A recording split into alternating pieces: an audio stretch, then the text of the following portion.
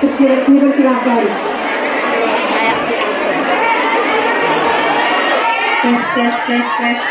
Assalamualaikum warahmatullahi wabarakatuh.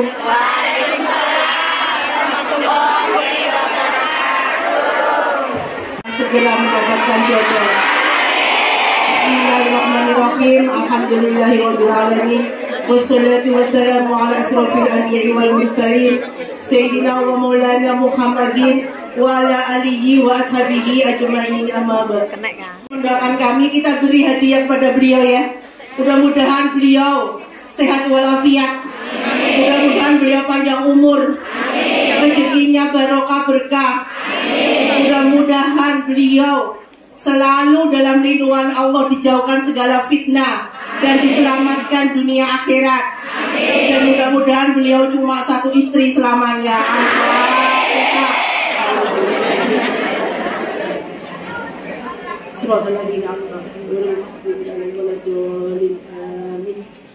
Dan saya di sini saja. Bunda kok telat? Iya, Habib itu saya omongin, Bib, nanti itu tausiahnya dari jam 10 sampai jam 4 atau sampai jam 5. Aku 6 jam dikongkon bengok-bengok. Boten Bib, nanti kan ada waktu isoma itu. Nanti sudah lah Bib, jenengan akan mengalir dengan sendirinya. Nek dibayangno koyoke kesel ya. Karena ya, tapi ketika bertemu dengan para bidadari yang ada di sini, jadinya semangat. Habib ini sakit loh ya, sakit. Tapi ketika sudah di Hongkong, apalagi melihat panjenengan, sembuh ya Bib ya, sembuh. Oke, dan Bunda gak kebanyakan omong, saya minta maaf dan saya terima kasih kepada teman-teman yang selalu mengintili setiap dakwah ilham. I love you semuanya. Dan saya berterima kasih kepada Habib, mohon maaf ya Bib ya, atas segala sajian, segala sambutan kami. Biasanya Habib kan diundang para pejabat, di sini cuma diundang Bunda Nuris yang jabatannya cuma BABU ya Bib ya. Dan juga saya mohon maaf yang sebesar-besarnya, jangan kapok ya Bib ya. Sudah sekianlah.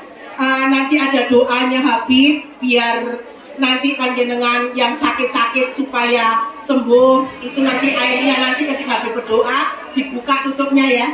Nggih, damel diminum, mudah-mudahan sembuh penyakit KB. Saya akhiri. Assalamualaikum warahmatullahi wabarakatuh.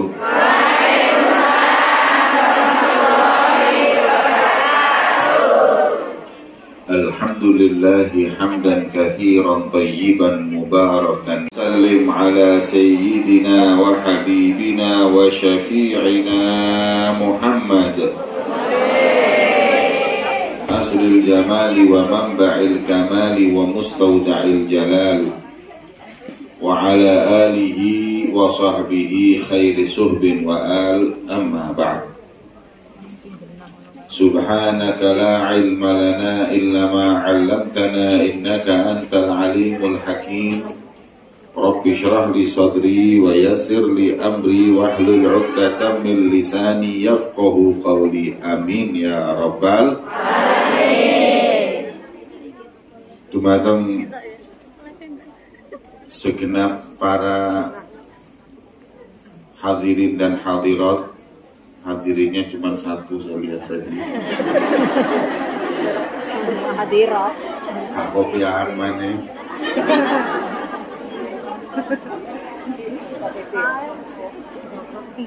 Wabil khusus kepada Bunda Nuri selaku pengasuh Majelis Taklim Ilham dan segenap mungkin majelis-majelis yang lain yang ikut hadir di acara yang diberkahi oleh Allah Subhanahu wa Ta'ala ini. Alhamdulillah, kita di pagi hari yang mulia ini bisa berkumpul di majelis yang insya Allah mampu menambah kecintaan kita kepada Allah, cinta kita kepada Rasulullah SAW. Khususnya kita yang baru saja meninggalkan bulan Rabiul Awal, bulan kelahiran beliau junjungan Nabi besar Muhammad SAW. Maka kita berharap agar cinta kita kepada Nabi bertambah dan cinta Nabi kepada kita juga bertambah. Amin. Wonten ulama namanya Al-Imam Asy'arani. Wiridnya beliau tiap sholat adalah Allahumma habibni ilan nabi wa habibin nabi ilayya. Ya Allah, tambahlah kecintaan Nabi Muhammad kepada kami dan tambahlah kecintaan kami kepada Nabi Muhammad. Karena nggak ada orang yang paling beruntung kecuali orang yang cinta di dunia ini kepada Nabi Muhammad dan dicintai oleh Nabi Muhammad. Maka itu majelis yang kita hadiri bersama di hari yang mulia ini, insya Allah adalah salah satu sebab kita tambah cinta kepada Nabi dan Nabi tambah cinta kepada kita. Amin. Nabi Muhammad permintaannya la ardo ahadan min ummati finnar. Saya nggak rela kalau seorang dari umatku ada yang masuk neraka. Itu Rasulullah. Oleh Allah di dalam Al-Quran disifatkan Nabi Muhammad tetap manusia. Nggak ada di antara kita yang ngomong kalau Nabi itu anaknya Tuhan atau ponakan atau misanan, juga nggak ada. Makanya oleh Allah disebutkan min anfusikum, supaya kita bisa nyontoh Nabi itu manusia sama-sama kita, supaya kita bisa nyontoh. Tapi kalau kita yakini Nabi Muhammad itu anaknya Tuhan, mana bisa kita manusia nyontoh anaknya Tuhan. Makanya Nabi Muhammad min anfusikum, manusia agar bisa menjadi suri tauladan untuk kita. Azizun alaihi ma'anittum, sifatnya Nabi itu nggak rela kalau ada umatnya menderita. Ada riwayat Rasulullah itu pernah di pasar kelihatan seorang budak. Budak itu kalau sekarang mungkin seorang pembantu. Pembantu yang punya tuan. Kalau budak itu milik. Ketika Rasulullah selesai, Rasulullah tanya, kenapa salam tadi kok sekali dua kali gak dijawab? Jawabannya tuan rumah, maaf ya Rasulullah, kami jawab tapi pelan-pelan. Pas panjenengan Assalamualaikum, kita jawab Waalaikumsalam. Assalamualaikum. Pas ketiga baru Waalaikumsalam. Sebab kalau langsung kami jawab, maka kau cuma salam sekali untuk kami dan yang tinggal di rumah kami. Cuman satu doa ya Rasulullah, rugi kita.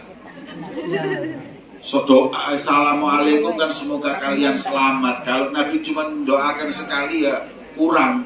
Kalau 3 kali baru istimewa. Makanya kita pelan-pelan jawabnya sampai yang ketiga, supaya dibanjiri doa selamat rumah kami olehmu ya Rasulullah.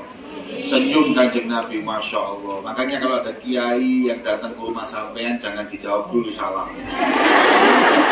Ada ustaz, ada habib, ditunggu sampai 200-300 kali baru dijawab, supaya doa kita, doa untuk kita begitu banyak di rumah kita. Allahumma sholli ala Muhammad. Itulah Rasulullah itu cinta kepada kita. Jadi makanya kalau kita ini sudah bisa memastikan kecintaan Nabi Muhammad kepada kita, azizun alaihi ma'anitum harisun alaikum bil mu'minin. Nabi Muhammad itu berupaya apapun dia lakukan agar umatnya selamat. Rasul Shallallahu Alaihi Wasallam sampai pergi beliau itu ke Taif, mau mengajak orang Taif masuk Islam, nggak taunya nggak disambut dengan tola al-badru, malah disambut dengan batu-batuan. Rasulullah dilempari batu berkucuran darahnya. Kemudian ketika darah itu ada yang mau menetes di tanah, oleh Rasulullah diambil, diusapkan di badannya. Sahabat tanya, ya Rasulullah, kok ya sempet-sempetnya panjenengan itu ngurusin tetesan darah? Kata Rasulullah, aku mendengar tanah ini berkata, kalau satu tetes darahnya Muhammad sampai ke tanah, ke punggungku, aku akan telan semua orang-orang Taif. Maka Rasulullah itu walaupun dilempari batu, Tapi tetap Rasulullah itu nggak pengen orang yang ngelempari batu itu mereka mati, binasa, atau diazab. Coba kalau saya, justru saya ciprat-cipratkan itu. Biar telan semuanya itu. Loh, orang mau enak-enak mau dakwah kok yang malah dilempari batu. Oke. Tapi Rasulullah bayangkan, nggak mau mereka itu sampai tersiksa, nggak mau mereka binasa. Itulah kecintaan. Lagi onta itu nangis ketemu Rasulullah. Orang-orang bingung, loh onta ini nangis kenapa? Didengarkan oleh Nabi. Kemudian Nabi berkata, siapa tuannya onta ini?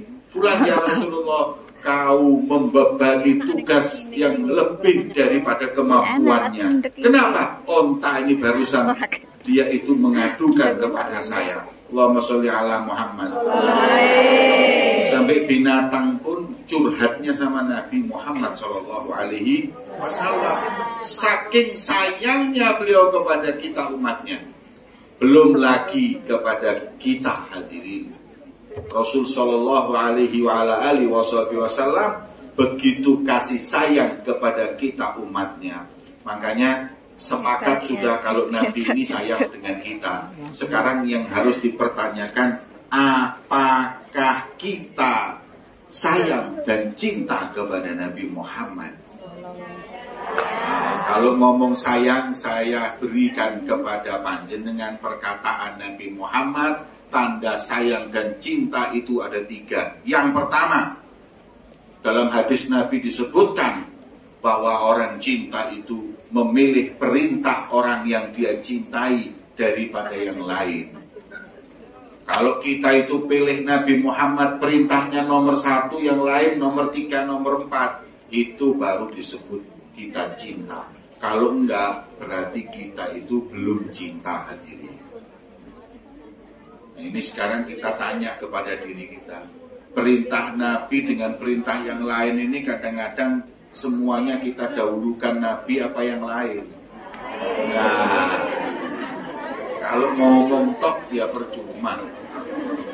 Perintah Nabi itu hadirin, orang kalau cinta itu perintah Nabi nomor 1. Yang lain nanti.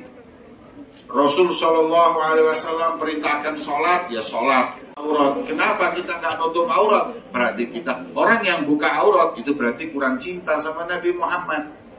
Kenapa? Karena dia lebih mendahulukan perintah yang lain daripada Rasulullah Shallallahu Alaihi Wasallam. Ini. Jadi kalau kita mengatakan cinta kepada Nabi, kita harus dahulukan perintahnya Nabi Muhammad Shallallahu Alaihi Wasallam. Itu berarti cinta. Kayak anak-anak sekarang ini, anak-anak ini kalau sudah cinta dengan pacarnya, perintah pacarnya itu nomor 1. Oke hadirin,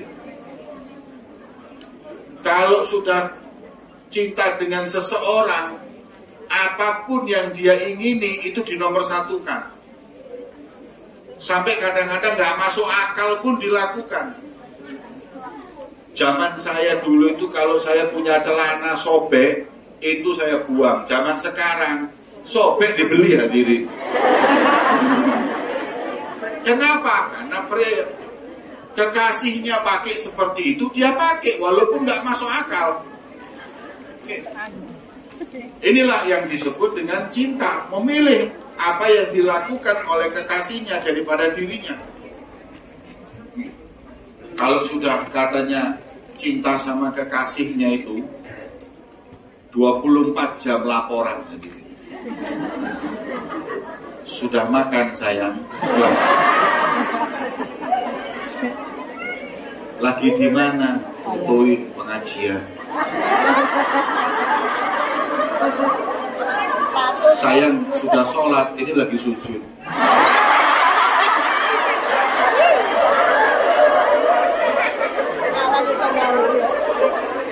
24 jam laporan. Nggak masuk akal kadang-kadang, 1:30 malam di WA. Assalamualaikum, tidur tuh bangun. Cuman jawab WA-nya. Ayo ketemuan yuk 1:30 bengi. Tapi karena cinta, ayo di mana kuburan Cino. Ya berangkat Kenapa? Orang kalau sudah cinta mau berkorban sudah, pokoknya apapun biar perintahnya itu dia lakukan. In kana hubbuka shadiqan la ata'tahu innal muhibba liman yuhibbu muti'u. Memang di mana-mana kata orang Arab, kalau cinta itu sejati kau akan taat. Di mana-mana orang yang cinta itu taat dengan orang yang dia cinta, itu di mana-mana. Sampai ada namanya Abdullah bin Umar, sahabat Nabi itu, saking cintanya sama Nabi itu, di mana Nabi pernah duduk atau berhenti dia di situ lakukan. Nabi itu pernah dulu naik kendaraan berhenti di situ. Beliau kalau naik kendaraan berhenti di situ. Kenapa? Saking pinginnya sama dengan yang dia cintai. Dalam kitab Risalah Mu'awalah disebutkan ada orang itu sangat cinta sama Nabi, sampai makanan aja tanya Nabi Muhammad makannya apa.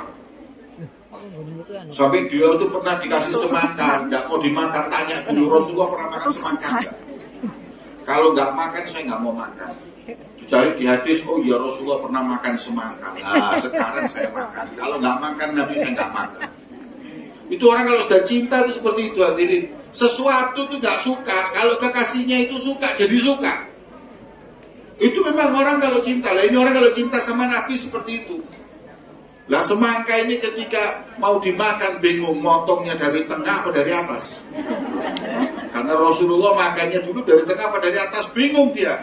Akhirnya dicari-cari nggak ada. Rasulullah pokoknya adanya makan semangka, cara motongnya nggak ada. Karena beliau mengatakan kalau nggak ada cara motongnya saya nggak makan, karena saya takut saya nanti motong dari atas sedangkan Nabi dari tengah, maka saya beda dari Nabi Muhammad. Langsung dia nggak jadi makan semangka.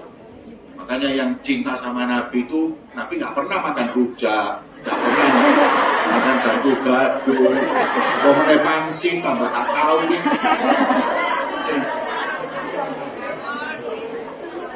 Oke, orang itu kan gitu, kekasihnya doyanannya bakso, dia nggak suka, tapi gara-gara kekasihnya suka, dia jadi suka. Situ orang cinta.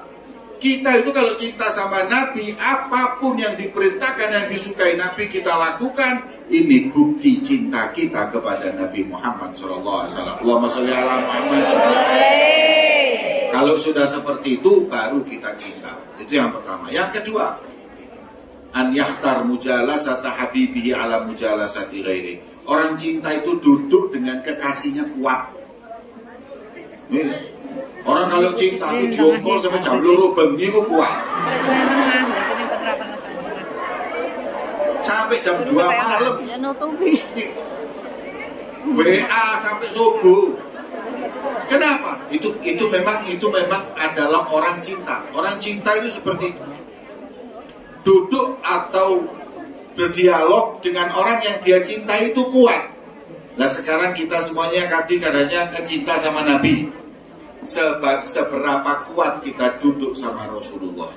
Duduk sama Rasulullah di mana? Di Madinah, nggak perlu di Madinah. Di sini setiap kali kita ngaji nuntut ilmu itu kita duduk dengan Rasulullah. Siapa yang ingin duduk dengan Nabi, maka duduklah dengan pewaris Nabi, nuntut ilmu, membawa Al-Quran dan hadis Nabi, maka kita seakan-akan duduk bersama Rasulullah SAW. Nah, kalau kita duduk di majelis 4 jam, 5 jam kuat, ya ini berarti kita cinta sama Nabi. Ada khotib Jumat di tangga saya itu, zaman corona kemarin itu. Khutbah Jumat itu biasanya 10-15 menit, dia khutbah itu setengah jam. Sepakat sama masjid itu doakan dia cepat mati kena corona. Bayangkan, suwi ini wong iki kamu perasaan. Baik, khutbah kelamaan itu loh, ngamuk semuanya. Padahal kalau kita duduk dengan orang yang kita cintai, nggak ada kata kelamaan. Baik, kita ini hadirin, kalau sudah cinta kayak yang biasanya yang cowok ini kan senang main sepak bola. Sepak bola itu 2 kali 45 menit itu 2 jam. Itu kalau habis itu pasti ngomongnya cepat. Kok begitu cepat, gak terasa. 2 jam, 2 kali 45 menit itu selesai sama istirahatnya. Belum kalau ada tambahan waktu, belum kalau ada yang namanya penalti, bisa sampai 3 jam. Itu mereka merasa waktu yang singkat. Kenapa? dianggap singkat karena mereka cinta dengan pemain-pemain bola, maka waktu lama itu terasa sedikit. Ibu-ibu, kalau lihat film India itu ya 3 jam. Apalagi yang main Shah Rukh Khan radhiyallahu anhu.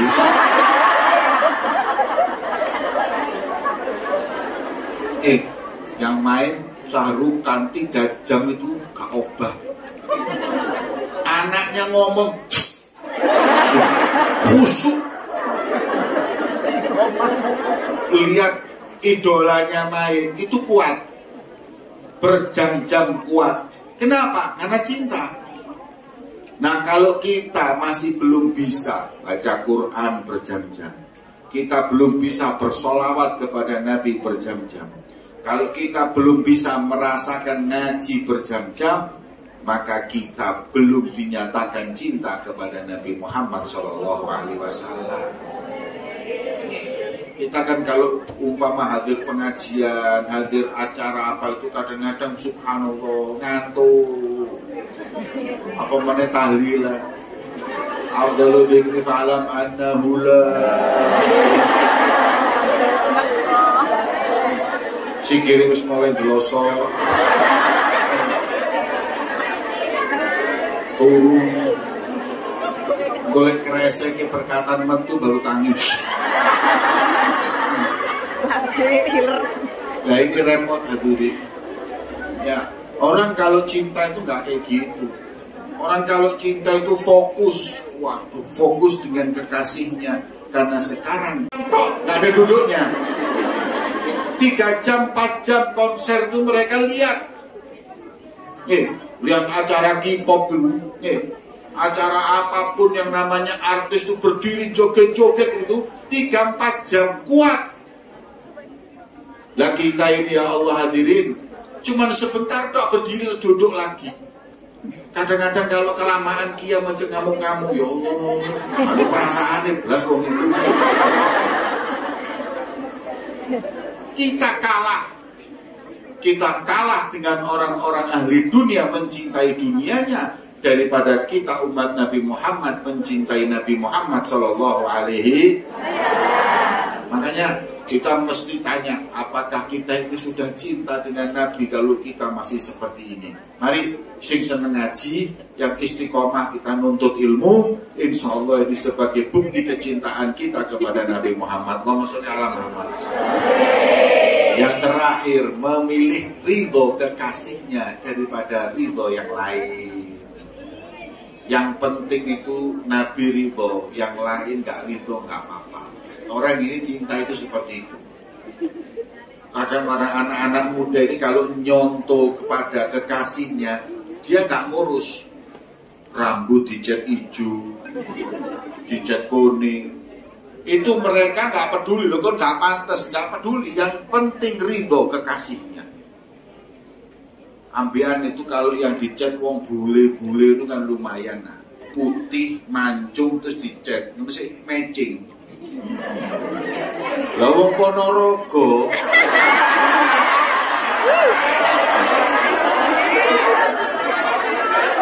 rambutnya dicat abang, hijau, kuning. Nah, yang seperti itu kan gak ngoco hadirin. Ada lagi yang niru-niru orang barat, ngewo sedikit drum foto, ambil selfie, tiga status. Lo lewong barat, nge sticknya drum, terus foto status, itu kan rotok, memang nyambung, matching. Ya lewong gondang legi.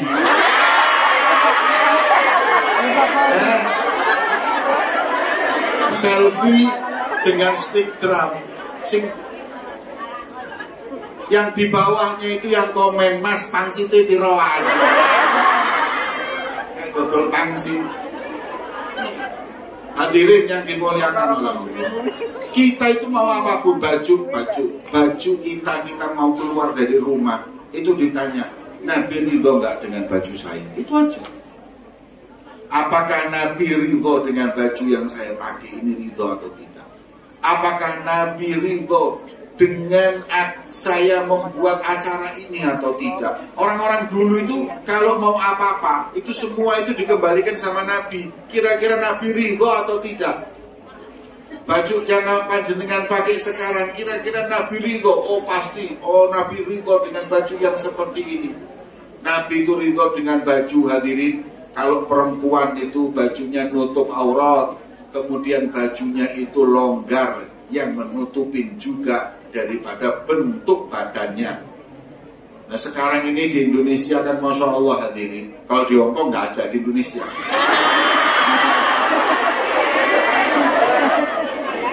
Jilbabnya rawapet, kelambine ya rawapet, bajunya itu bahan kaos. Ngapunten nggih, saya bingung sama orang-orang itu. Buat apa jilbaban tapi bajunya itu kelihatan semua. Dulu sahabatnya Nabi itu, istri-istri mereka atau sahabat perempuan itu kalau berdiri nggak kelihatan mana depan mana belakangnya. Kenapa? Karena bajunya longgar. Lah kalau sekarang jilbabnya Masya Allah, tapi bajunya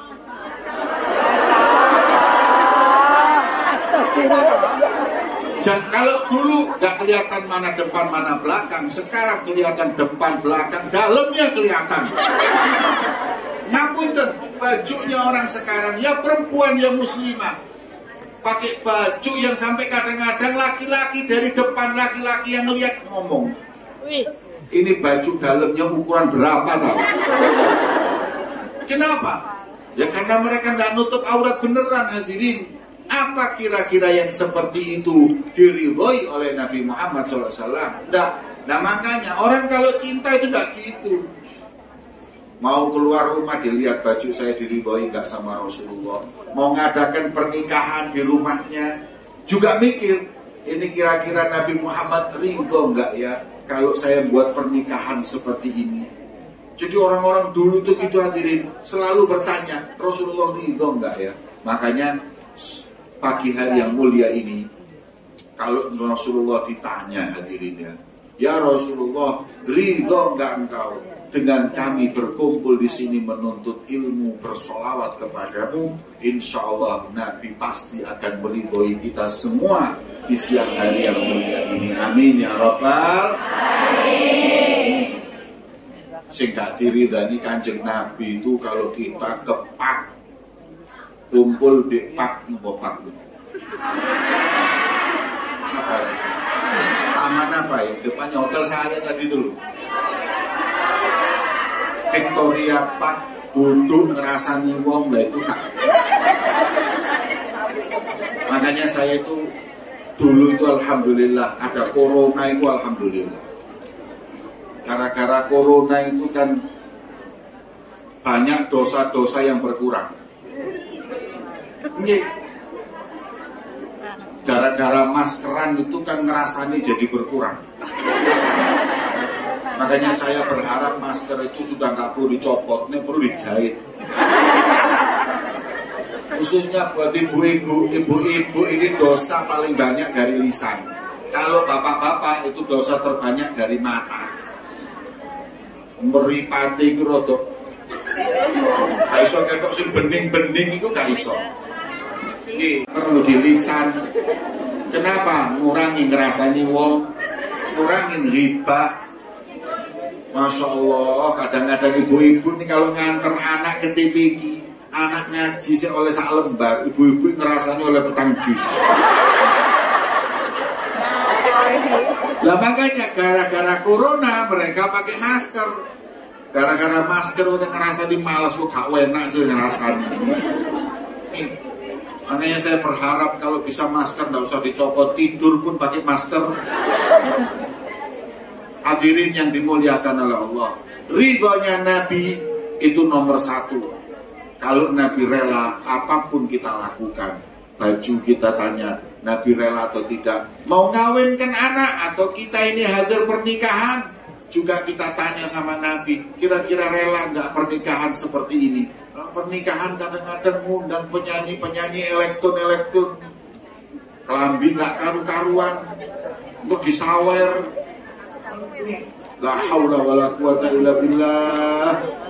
Kita mau anak kita sakinah mawaddah warahmah, tapi ketika kita nikahkan, kita undang orang-orang yang nggak diridhoi Allah dan nggak diridhoi Nabi Muhammad SAW. Maka yang seperti itu kita nggak akan pernah mampu mendapatkan ridho Nabi Muhammad SAW. Jadi hadirin yang dimuliakan oleh Allah, kalau kita cinta sama Nabi, kata Rasulullah buktinya 3. Dulu kan perintah Nabi, yang betah duduk sama Nabi, pilih ridho Nabi, ini baru kita dinyatakan cinta kepada Nabi Muhammad Sallallahu Alaihi Wasallam. Hadirin, maka itu, ayo, Rasul Sallallahu Alaihi Wasallam sudah berupaya begitu maksimal menyelamatkan kita semua di dunia sampai akhirat. Maka bagaimana kita nggak mencintai beliau Rasulullah Sallallahu Alaihi Wasallam? Nabi itu datang di dunia ini hadirin, membawa misi yang begitu besar, merubah dunia yang gelap jadi terang benderang bersama Nabi Muhammad. Dulu nih hadirin, umat ini dulu jahiliyah. Kata Allah dalam Al-Quran, jahiliyahnya dalam 4 hal. Yang pertama, jahiliyah, dondul jahiliyah, fanatik kayak orang jahiliyah. Kita eling no sampean. Boleh kita itu punya majelis, boleh kita punya partai, tapi kalau fanatik dengan majelis dan partai itu berarti jahiliyah. Ada orang punya majelis kayak ogomo, duduk sama majelis yang lain nggak bisa, ini berarti jahiliyah. Kenapa? Semua majelis punyanya Nabi Muhammad. Kenapa kita kok fanatik? 1. Partai juga gitu. Sampean yang mau pilih 01 monggo, mau pilih 02 monggo. Kalau sekarang ada 303 monggo, silakan. Fanatik jahiliyah. Ingat kemarin 2019, gara-gara beda pilihan, tetangga saya besanan batal. Mungkin yang ini 01, ini 02. Akhirnya mau besanan, ketahuan pilihannya beda, batal. Setelah batal, gak taunya yang ini jadi presiden, yang ini jadi menteri, bagi-bagi jatah. Yang wis batal ini mau balik lagi ya isin.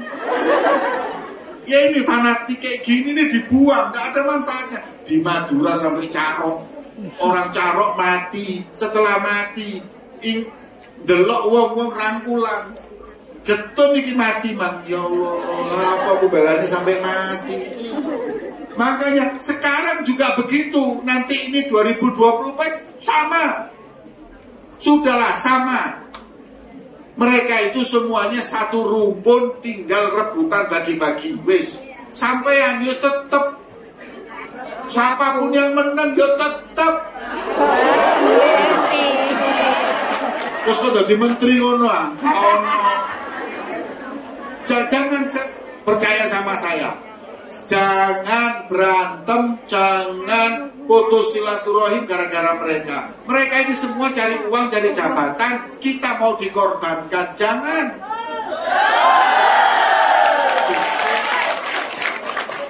Bela mati-matian. Mereka itu dapat proyek, bela mati-matian masuk akal. Kok oleh opo? Saya kadang ngatain sampai Allah. Begitu juga ulama, kesian ulama di negeri kita itu kesian. Kadang ada yang nggak paham. Akhirnya dia, kalau sampean sedo, sampean mati, yang takziah itu 0 piro. Tonggomu, gara-gara kau urusan beda pendapat politik, kak nyopo tonggomu, kak nyopo dulurmu, padahal mereka rumpunmu. Yang nanti kita mati, yang merhatikan kita sakit, yang merhatikan yang mereka. Ini 01, 02, gak ada yang ngurus. Betul lah Bang Dul. Ya dulinan kisan. Nah, mau pakai baju warna ini, warna itu, saya ini sama itu. Anggapan ini pesta Halloween. Terus anggapan Halloween kan lho. Apa kalau ada orang pesta Halloween terus bajunya beda-beda sampai ngamuk? Tidak ada. Ya wis anggap penuh. Jadi tidak perlu terus partainya kok warnanya abang iki hijau. Sudah biasa aja.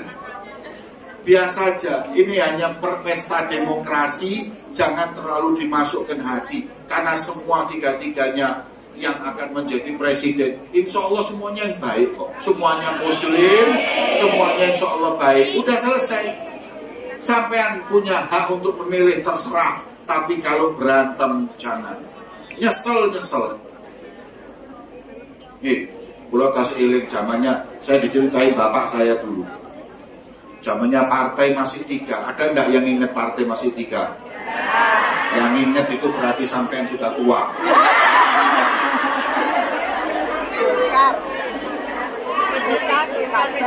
Zaman dulu partai itu cuma 3. P3, Golkar, PDIP, stop, nggak ada Nasdem, nggak ada partai Indra, Iskauno, KB Hanura, nggak ada, itu cuma 3. Partai pertama P3 ini dipertanyakan. Ya, pejabat kabarnya Ka'bah. Yang bingung nomor 2 ini apa dalilnya? Datang ke ulama, Yai, ini Ka'bah ini pakai nama agama supaya dicoblos lah. Saya gimana, saya kan juga muslim. Oh gampang, saya carikan dalil. Dicarikan dalil di Quran. Dalilnya adalah firman Allah, walladzina yubayyi'unaka tahta syajarah. Mereka lah, wahai sang Rasulullah, sahabat-sahabatmu yang membaiatmu di bawah pohon. Itu pohon beringin. Berarti sahabat-sahabat itu Golkar kabeh. Ini dalil, ayo sampai niki wong-wong. Orang harus nyoblos beringin. Kenapa? Karena mereka yang membaiat Nabi. Sing nomor 3 itu ganteng bingung. Datang ke kiai, ngapunten kiai. Quran wonten dalile banteng iki. Sana kiai nyocok kuatir tak golekno dalil. Apa kiai? Quran itu surat yang paling panjang Al-Baqarah. Al-Baqarah itu banteng. Sampaikan ke mereka, barang siapa yang gak nyoblos banteng berarti tidak percaya dengan Al-Baqarah. Nah, semuanya mengambil ayat Quran untuk kepentingan politik, kepentingan kekuasaan. Nah, Nabi Muhammad itu hadirin datang ke sini ke dunia menghancurkan keyakinan fanatisme. Fanatik itu gak perlu. Nih, ini hamiyah ini bahaya. Jangan fanatik. Kita sama-sama orang Jawa, ada orang Madura, jangan fanatik. Ada orang Melayu, jangan fanatik. Kita semua serumpun umat Islam. Boleh kita itu Cina, Jawa, Arab, India, nggak ada bedanya kecuali takwa kepada Allah Subhanahu ini. Hadirin, pernah Bilal itu kan negro, tukaran sama Abu Dhar. Katanya Abu Dhar, oh ini negro kangen nyangkem. Ini betul. Kemudian Rasul mengatakan, fikam ru'un jahiliyah. Nggak taunya kamu masih punya sifatnya jahiliyah. Jadi sifatnya jahiliyah itu yang fanatik itu sifatnya jahiliyah. Nabi nggak ngajarkan kita seperti itu.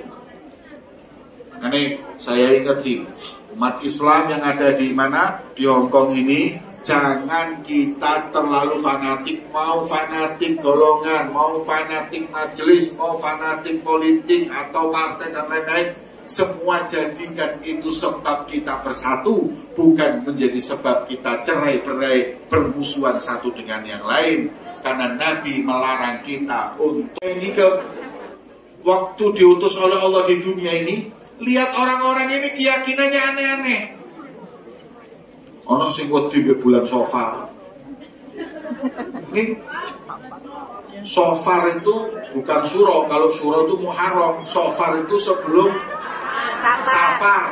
Kalau bilang Safar itu Safar. Aslinya itu Safar.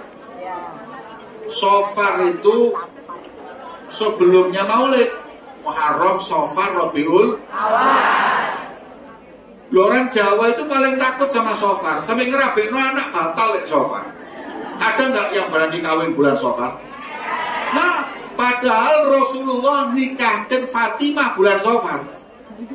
Karena apa? Rasulullah mengatakan la Safar wala hamah wala adwa. Jangan kalian takut, yakin sial bulan Safar, jangan. Nabi lu sampai ngomong gitu. Karena orang Arab dulu takut bulan Safar. Lah keyakinan ini masih dibangun. Dia alami. Apalagi bulan Maulid melembung kabeh wis. Takut. Saya mau tanya. Kadang-kadang kita ini mau nikah mau apa, tanya sama orang, dihitung sih. Ingat nggak dihitung? Weton itu dihitung. Oh kon rabi iki cocok nang jenengmu sapa iki sapa didelok. Oh dihitung gini, oh gak cocok. Monggo gak iso gak duwe anak kon. Ya. Ini semuanya dzannul jahiliyah. Jangan buang, tinggalkan. Gak ada seperti itu. Rasulullah gak ngajarin. Maaf ya, kita ini kadang-kadang masih bal-balan main sepak bola. Main sepak bola itu mainnya tanggal berapa, jam berapa, tanya dulu. Yai, itu mencoba kapan menangi grup ini. Padahal saya mau tanya, ayo Arema main sama Manchester United, hitungan kapan menang? Dihitung-hitung, oh wis ketemu piro, yaumul kiamah. Bu,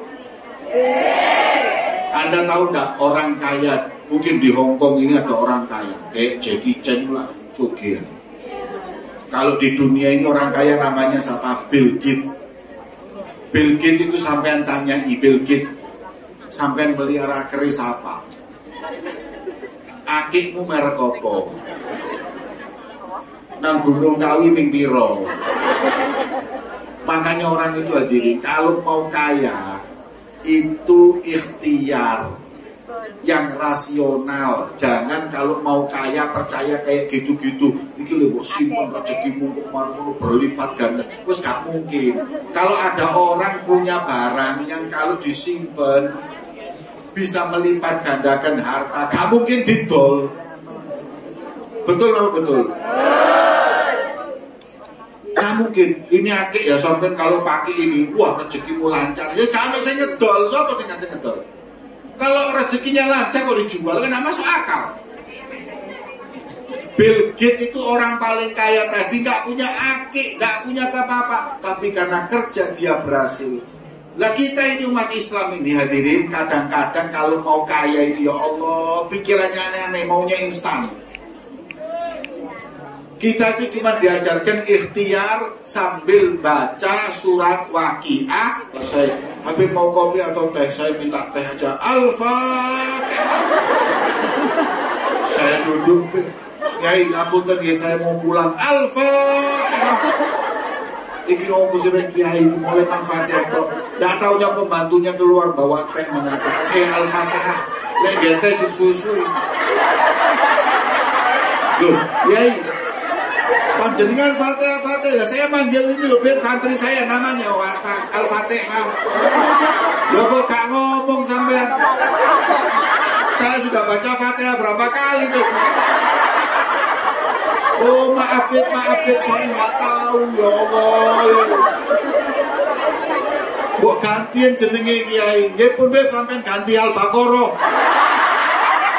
Tambah dawa pisan.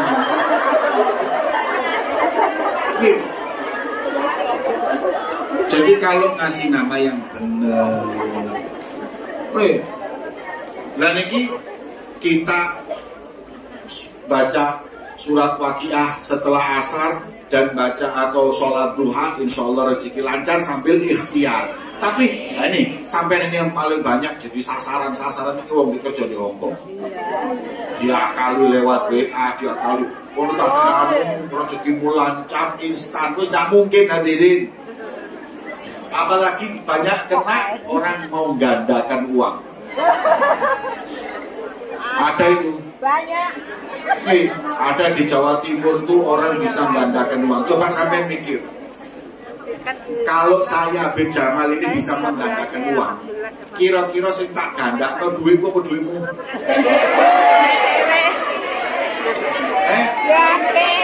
Ya uang saya, lalu apa duitmu tak gandakno?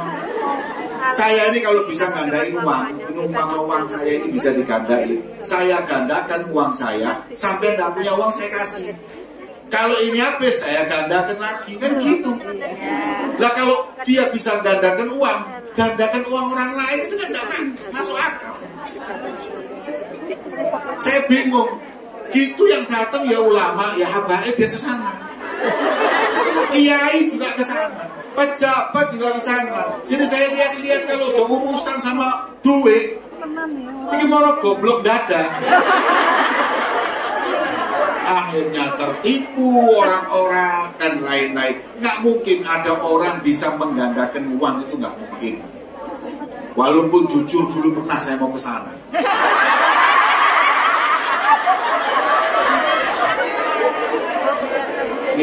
Tapi waktu itu saya bukan mau menggandakan uang, saya mau menggandakan istri saya. Jadi saya tadi telu, jadi papat lah lumayan. Hadirin, jadi jangan percaya hal-hal yang seperti itu. Ya, enggak. Ini semuanya dhannul jahiliyah, ini semuanya adalah sangkaan-sangkaan yang dulu dibawa jahiliyah. Kadang-kadang kita ini percaya dengan rumah kita ngadep ke sana, oh apes masuk dirubah ke sini, oh main sampai muter pintu nih. Gak suki-suki. Oke, jangan. Ini semua tinggalkan. Insya Allah kita mendapat keberkahan dari Allah. Yang ketiga, Rasulullah datang, hukum itu jahiliyah. Afa hukmul jahiliyah yabghun.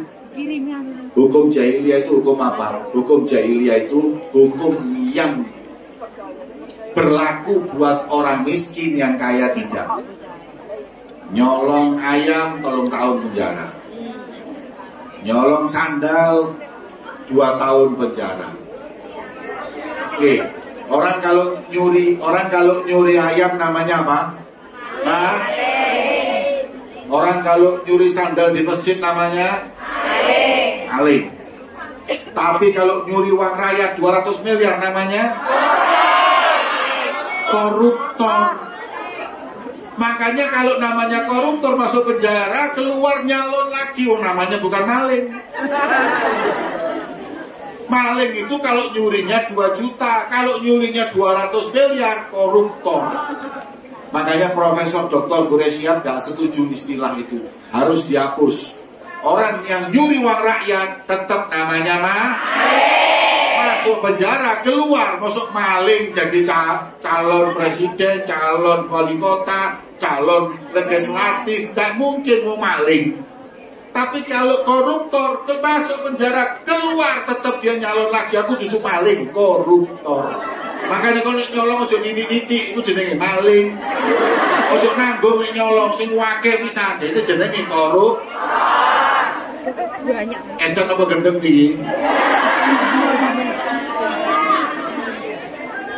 Makanya, ya, apakah hukum jahiliyah yang kalian mau? Katanya Rasulullah SAW itu pernah ada orang datang, ya Rasulullah, ini bangsawan, jangan kau potong tangannya karena mencuri. Kata Rasulullah apa? Jangan lagi bangsawan, anakku Fatimah kalau nyuri pun aku potong tangannya. Allahumma sholli ala Muhammad. Ini Rasulullah seperti ini, hadirin, memegang kepemerintahan hukum. Dia nggak bedakan siapa yang salah kena hukum. Coba lihat, maaf, saya mau tanya, banyak mana orang Islam di Hong Kong atau di Indonesia? Indonesia. Hah? Indonesia. Saya tanya lagi, makmur mana Hong Kong sama Indonesia? Kenapa Hong Kong bisa makmur padahal nggak banyak orang Muslim, tapi Indonesia kok nggak bisa makmur padahal banyak Muslim?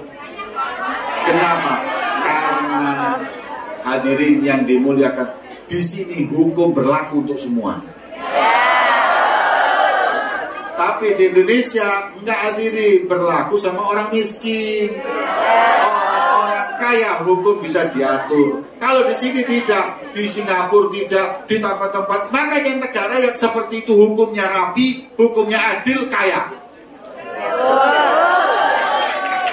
Tapi kalau kita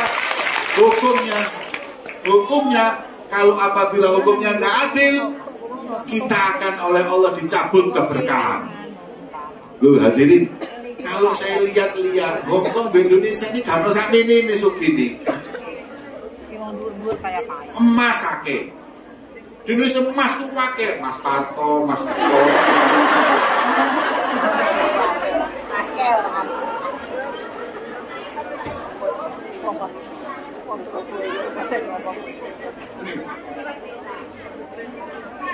Makanya hadirin, saya kasih tahu, makanya kita doa sama Allah agar insya Allah hukum di negeri kita bukan hukum jahiliyah, nggak berlaku untuk orang miskin, nggak berlaku untuk orang kaya atau bangsawan. Semoga Allah jadikan hukumnya hukum yang penuh berkah. Amin ya Rabbal.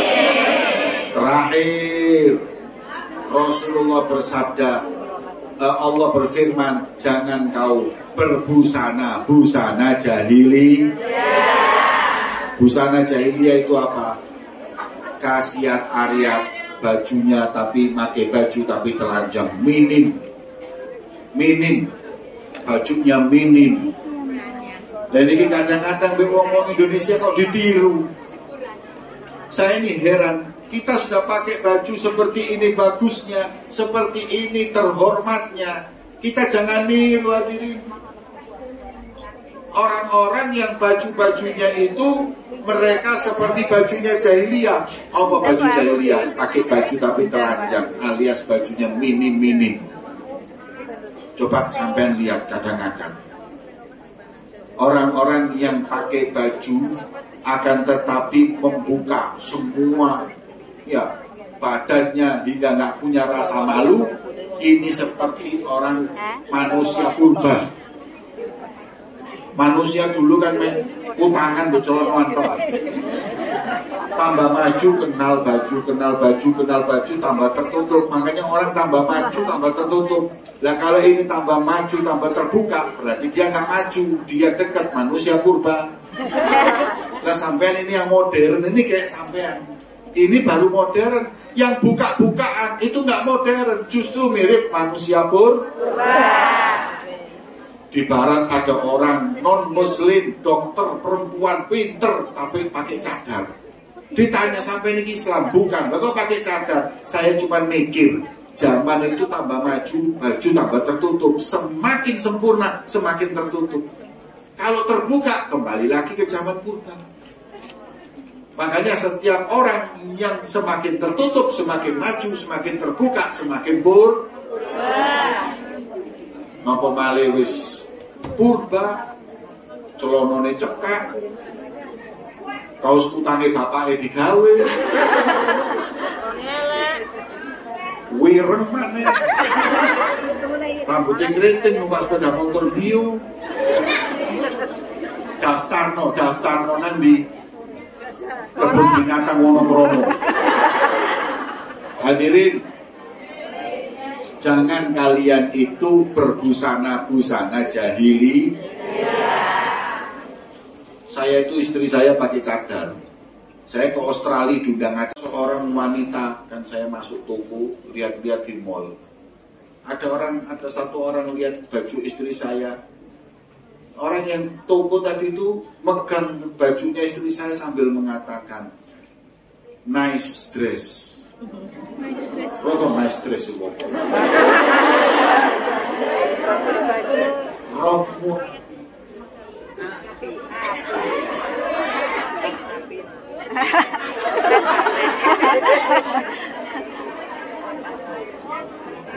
Cek. Nih, warna bajumu bagus. Maknanya orang-orang yang bajunya seperti itu kepingin seperti sampean yang bajunya seperti ini. Jangan sampean yang kepingin bajunya ngono wong gejelono cekak nice dress. Dicoba malaikat kapok. Mereka yang kepingin baju kita, jangan kita yang pengen baju mereka.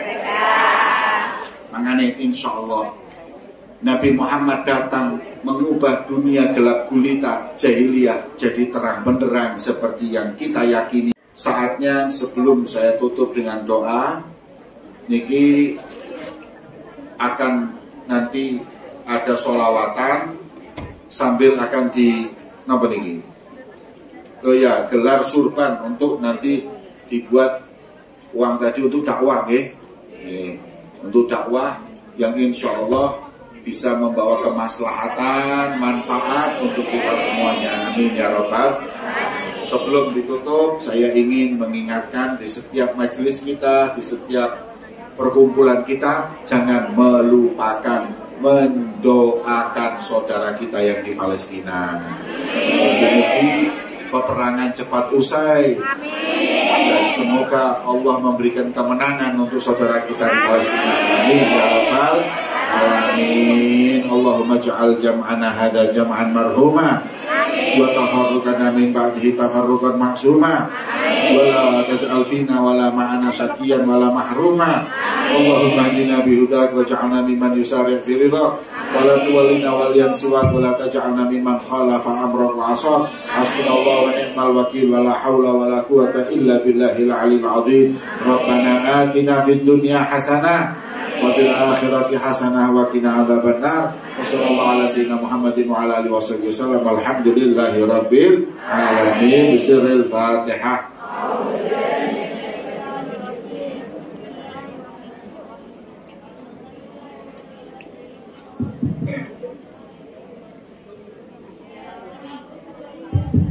Panitia untuk siap-siap nih misalnya sedekah, mudah-mudahan dengan jenengan ikhlas bersedekah berikan yang terbaik dan mudah-mudahan dengan sedekah ini bertambah rezeki panjenengan. Amin. Ikhlas ya?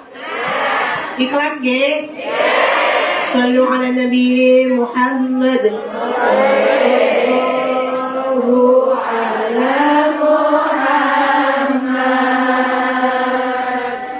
Sallallahu ala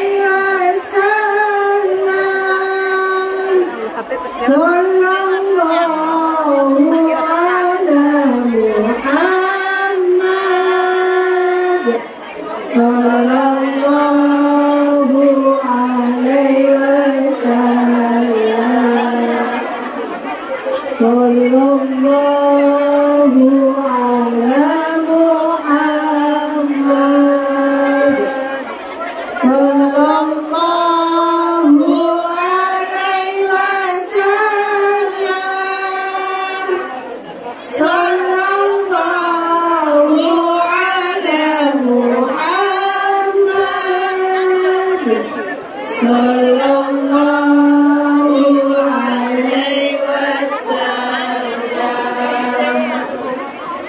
wasallam.